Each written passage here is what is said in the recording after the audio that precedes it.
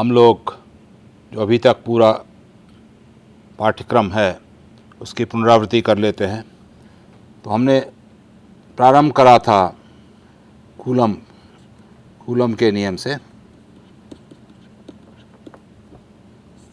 जिसके अनुसार दो आवेशों के बीच में यदि दूरी r हो तो इन पर लगने वाला बल का मान 1/4πε0 Q1 Q2/r² होता है। और यह एक सदिश राशि है। तो यदि वे एक समान चार्जेस हों या एक समान आवेश हों तो उनमें बल रिपल्सिव होता है, और यदि वो विपरीत आवेश हों तो उनमें बल आकर्षण का होता है। जो ज़्यादा इम्पोर्टेंट जो परिकल्पना हमने करी थी उसका था नाम विद्युत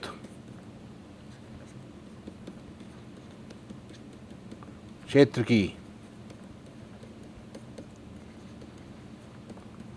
परिकल्पना। और इसके अनुसार यदि एक आवेश Q हो, इसको हम बिंदु आवेश मानते हैं, इससे r दूरी पर विद्युत क्षेत्र 1/4πε0 Q/r² उस दिशा में यूनिट वेक्टर या इकाई वेक्टर की दिशा में होता है। इसको हम इस प्रकार भी लिख सकते हैं,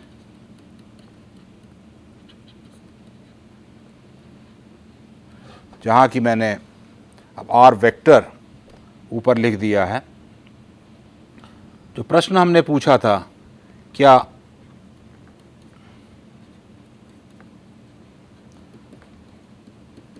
विद्युत क्षेत्र केवल एक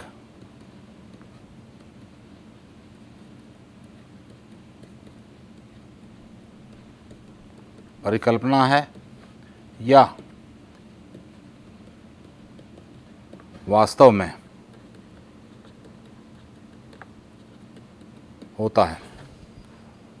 और इसका जो उत्तर है वह यह है कि विद्युत क्षेत्र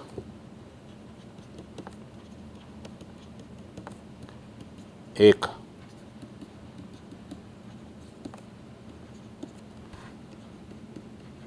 वास्तविक राशि है और यह एक स्थान से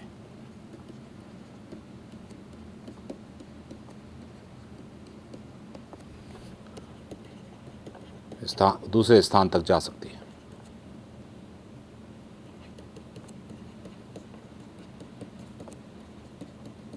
और इसका उदाहरण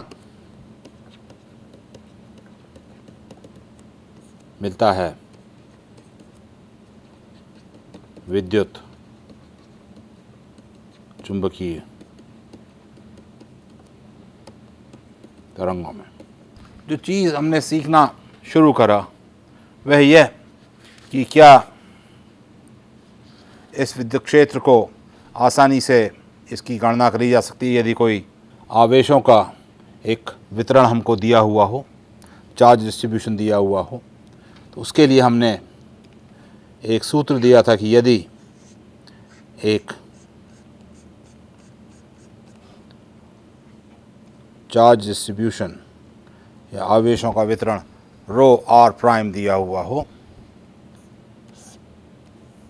ये एक कोऑर्डिनेट सिस्टम है और इसमें r' दूरी पर ρr' जो आवेश का घनत्व है, तो एक दूरी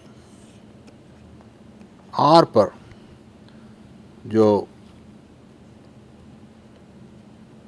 विद्युत क्षेत्र होगा उसका मान होगा 1/4πε0 इस पूरे आयतन के ऊपर integral ρr' divided by r - r' cubed r minus r prime d v prime.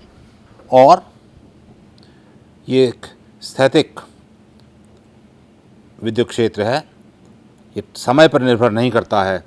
और इसके लिए हमने दिखाया था कि इसका जो डाइवर्जेंस है वह रो आर अपॉन एप्सिलॉन ज़ीरो है और इसका घुमाव या कर्ल शून्य होता है। डाइवर्जेंस को हम गॉस के नियम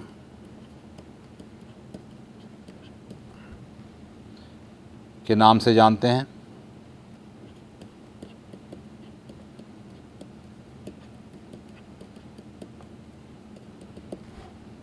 और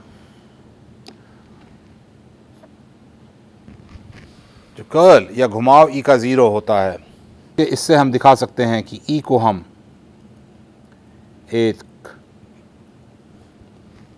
विभव के ग्रेडियंट के रूप में लिख सकते हैं। और इसका जो अर्थ होता है वह यह है कि ई एक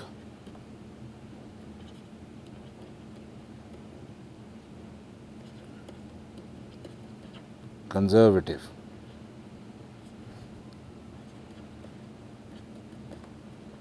क्षेत्र है। इसका अर्थ यह हुआ कि इसमें यदि एक आवेश को एक बिंदु से दूसरे बिंदु तक ले जाया जाए तो ये किया गया कार्य इसके पथ पर निर्भर नहीं करता। थोड़ा सा इस पर और समय बिताते हैं तो गॉस के नियम के अनुसार डाइवर्जेंस ई बराबर रो आर बटे एप्सिलॉन ज़ीरो है। और यदि हम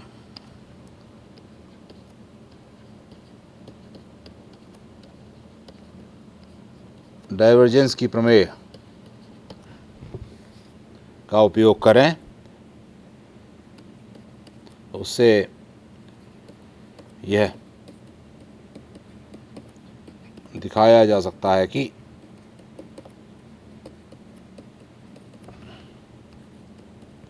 ई डॉट डी एस बराबर क्यू इनक्लोज्ड बटे एप्सिलॉन ज़ीरो, जिसका अर्थ यह है कि यदि मैं एक विद्युत क्षेत्र में एक बंद आयतन लूं और इस पर ई डॉट डी एस का आकलन करूं, इसका अर्थ यह हुआ कि इस बंद क्षेत्र में हर बिंदु पर थोड़ा सा क्षेत्रफल डी एस लेकर, जिसकी दिशा हम आयतन से बाहर की ओर लेते हैं, हर बिंदु पर ई का मान लूँ, उसको इस डेल्टा एस से गुणा करूं तो इसको मैं डेल्टा एस भी लिख देता हूं जिससे पता चले हम क्या कर रहे हैं। और इसको जोड़ दूं पूरे इस सरफेस के ऊपर, जिसको यदि delta s going to zero लिया जाए तो इसको हम इस इंटीग्रल के रूप में लिख सकते हैं। तो इसका मान इसके भीतर जो चार्ज होगा, जो आवेश होगा, बटे एप्सिलॉन ज़ीरो होगा। तो आप इस फॉर्म में, इस रूप में गॉस लॉ को, गॉस के नियम को पहले देख चुके हैं। तो ये integral E dot D S बराबर क्यू बटा एप्सिलॉन ज़ीरो आपने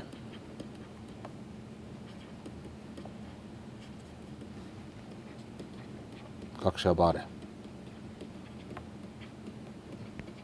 देखा है। इसको हम इंटीग्रल फॉर्म गॉसेस लॉ की बोलते हैं। और अभी जो हमने लिखा है कि डेल डाइवर्जेंस ऑफ ई बराबर रो आर अपॉन एप्सिलॉन ज़ीरो, इसको डिफरेंशियल फॉर्म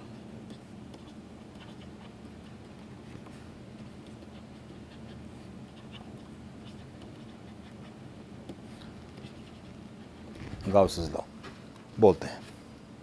तो ये एक हमने सीखा कि जो विद्युत क्षेत्र है, स्टैटिक इलेक्ट्रोस्टैटिक विद्युत क्षेत्र, इलेक्ट्रोस्टैटिक फील्ड, चूँकि ये अंतिम सप्ताह है तो इसमें मैं थोड़ा थोड़ा अंग्रेज़ी भी प्रयोग में लाऊंगा, तो इसको हम डिफरेंशियल फॉर्म और इंटीग्रल फॉर्म दोनों में देखते हैं और इसका प्रयोग करके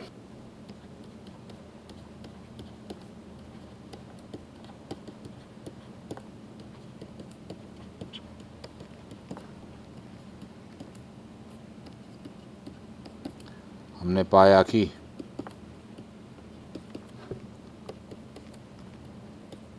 किसी सुचालक पर छोड़ा हुआ आवेश इसकी सतह पर ही होता है, अर्थात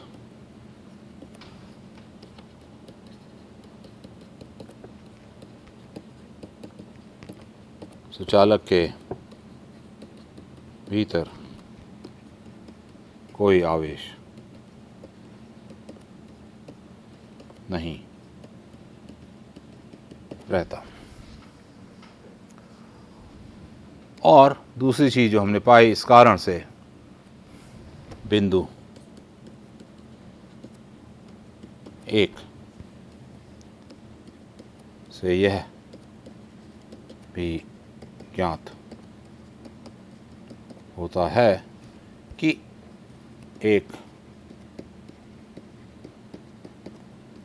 सुचालक के भीतर बनी कैविटी में कोई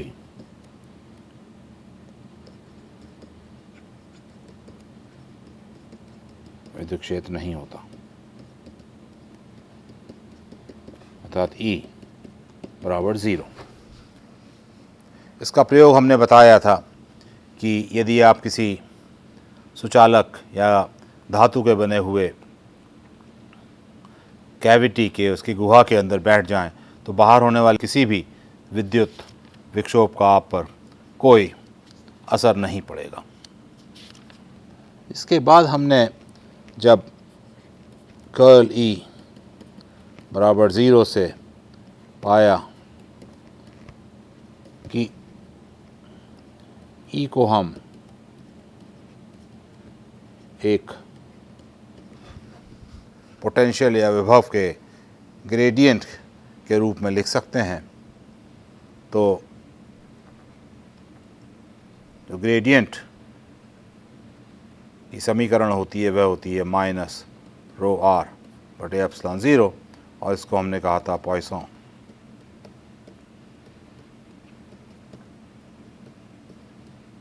समीकरण। और यह भी हमने पाया था कि विभव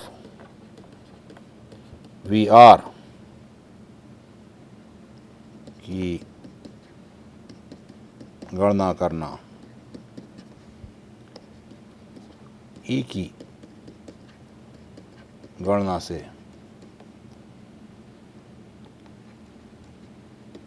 ज़्यादा आसान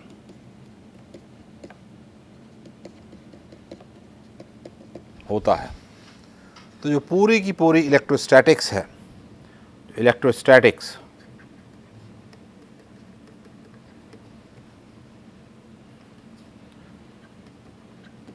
विभव की गणना पर आधारित है।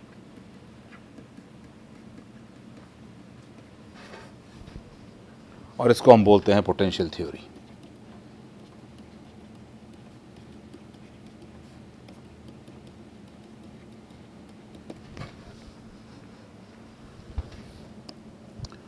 और यदि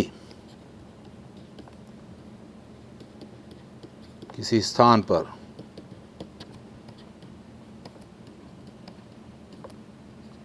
कोई आवेश या आवेश घनत्व ना हो तो डेल स्क्वायर वी बराबर होता है 0। इसको हम बोलते हैं लाप्लास।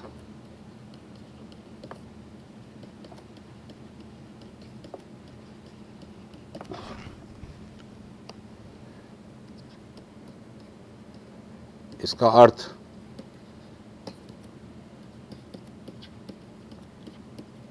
यह नहीं है कि v बराबर 0 या E बराबर 0 उस स्थान पर होगा। जैसा कि एक उदाहरण से हम देख सकते हैं, यदि हमारे पास एक पॉइंट चार्ज है, इसका विद्युत क्षेत्र इस प्रकार दिखता है, तो यदि हम एक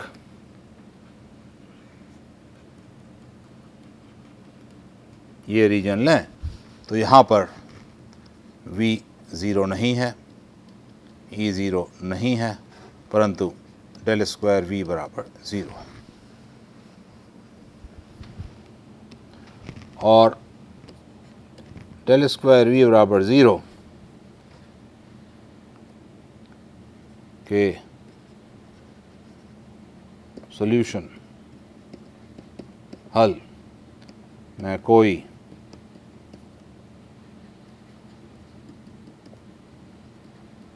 मैक्सिमम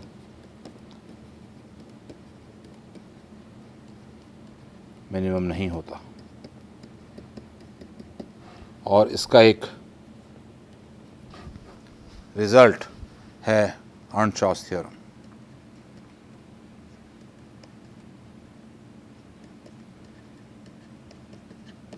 और यह भी हमने देखा था। तो इसके साथ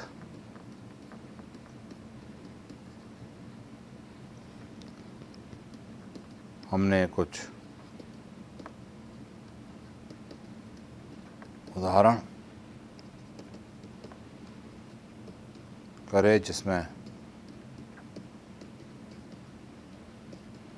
विभिन्न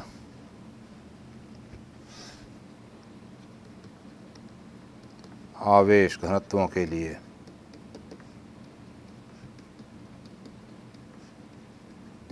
हमने VR एवं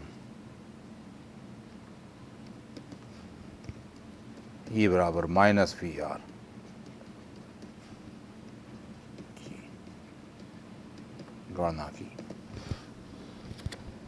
तत्पश्चात E और VR के बारे में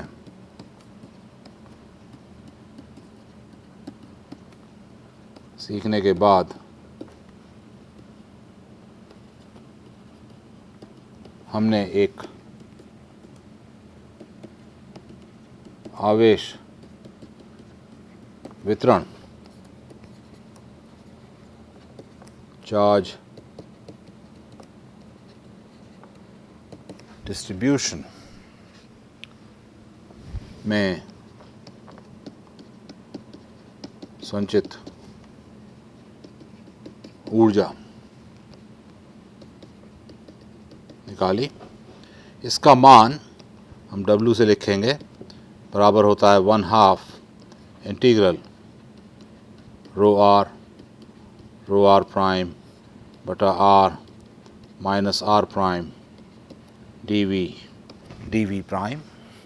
इसको हम इस प्रकार से भी लिख सकते हैं 1/2 रो r vr dv।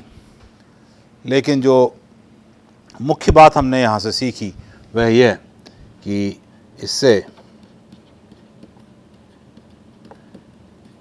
यह दिखाया कि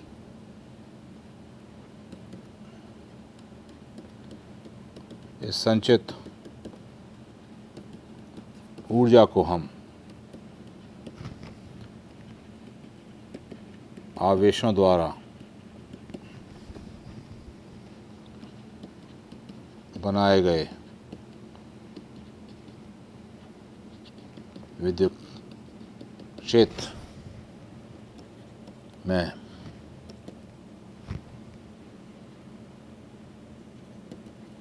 ऊर्जा घनत्व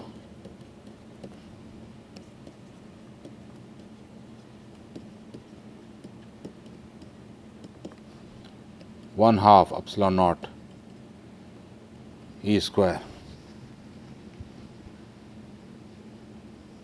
से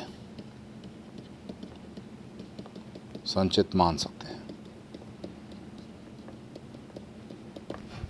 पुनः जैसा कि मैंने पहले कहा था कि इलेक्ट्रिक फील्ड या विद्युत क्षेत्र मात्र एक कन्वीनियंट, मात्र एक तरीका नहीं है एक बल को देखने का, बल्कि ये एक राशि है जो कि हम देख सकते हैं, जिसको हम महसूस कर सकते हैं, जिसको हम फील कर सकते हैं। तो ये सोचना कि इसमें एक ऊर्जा संचित रहती है इलेक्ट्रिक फील्ड में, बहुत एक इम्पॉर्टेंट कॉन्सेप्ट है। तो इसलिए यदि मैं ऊर्जा निकालना चाहूँ, मैं इस प्रकार से भी निकाल सकता हूँ कि मैं एप्सिलॉन 0/2 ई स्क्वायर लूँ हर स्थान पर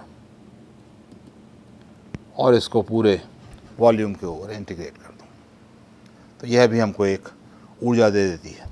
इसके द्वारा हमने कई विद्युत क्षेत्रों में और आवेशों के वितरण में संचित ऊर्जा का मान निकाला।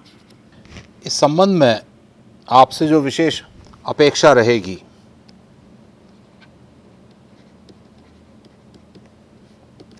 वह यह कि आप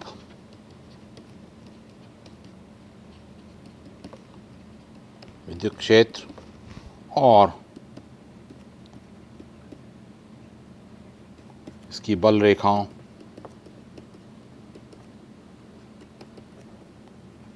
के बारे में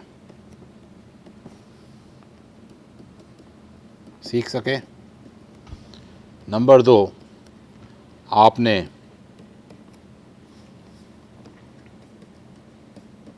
विभिन्न वेक्टर कैलकुलस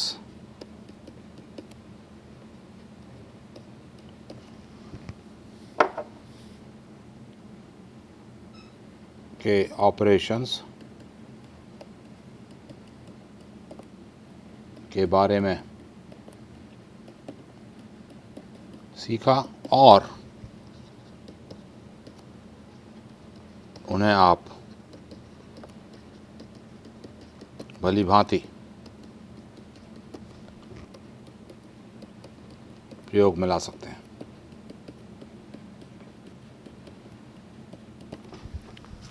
तीसरा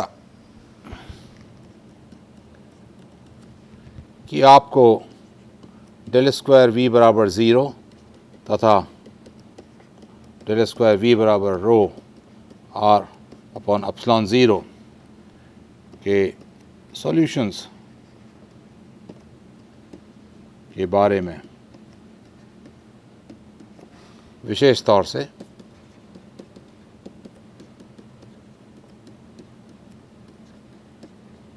इनकी यूनिकनेस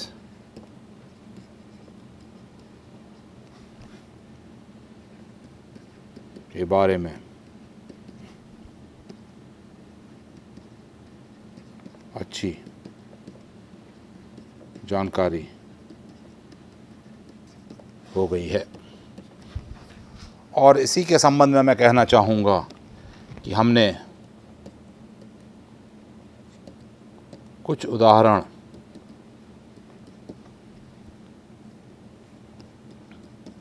लिए थे जहाँ ये समीकरण, मैं बात कर रहा हूँ लाप्लास के समीकरण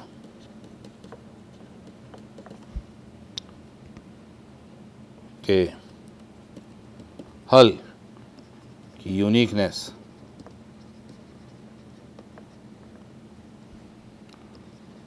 और उनके गुण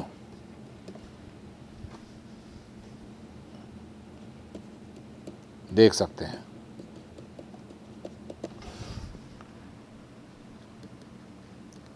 आपसे आशा है कि आप भी इन प्रयोगों द्वारा या इन उदाहरणों द्वारा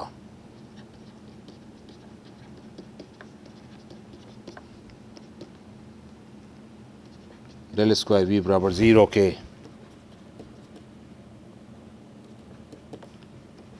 हल के बारे में एक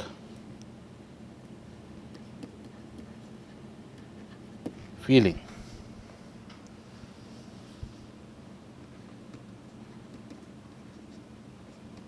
पैदा करें। और इसी में एक विशेष तरीका जो हमने सीखा था VR निकालने का विशेष तरीका सीखा था, वह था मेथड ऑफ इमेजेस। तो आपसे अपेक्षा है कि आप इसको भी सीखें।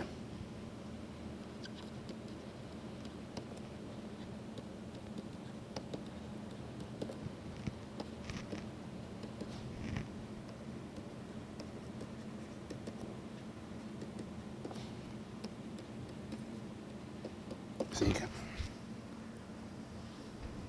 और फाइनली हमने आवेश वितरण की ऊर्जा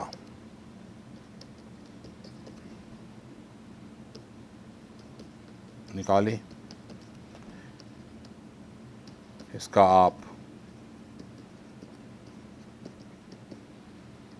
अलग अलग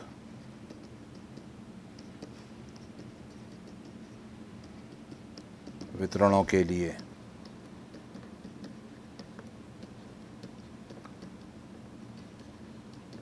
मान निकालना सीखें और साथ में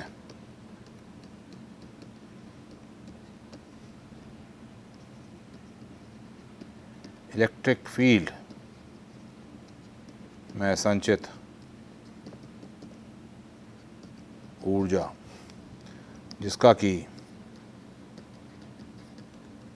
ऊर्जा घनत्व 1/2 एप्सिलॉन 0 E स्क्वायर होता है भी निकालना सीखें। तो ये एक हिस्सा हमारे कोर्स का था, पाठ्यक्रम का था। अगले हिस्से के बारे में हम अगले लेक्चर में बात करेंगे।